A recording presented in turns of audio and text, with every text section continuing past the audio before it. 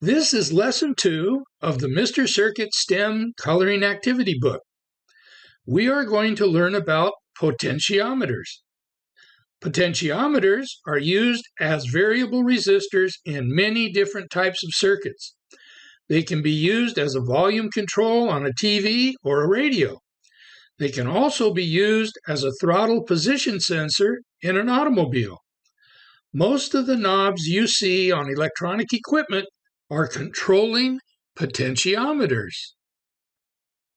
On page 2, you see that the Mr. Circuit robot is holding something between its hands.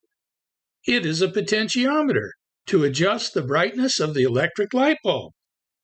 What does a potentiometer do in an electronic circuit?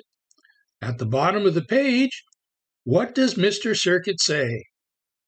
Mr. Circuit says, a potentiometer can be used in a circuit as a variable resistor.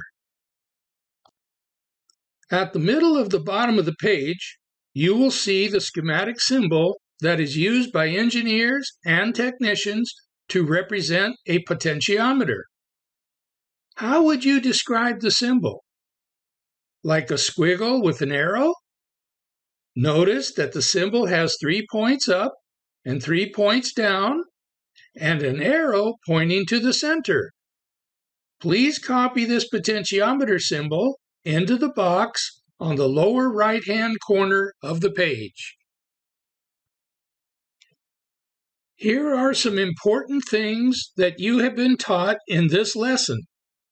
1. What a potentiometer does in a circuit. 2. What the schematic symbol is for a potentiometer.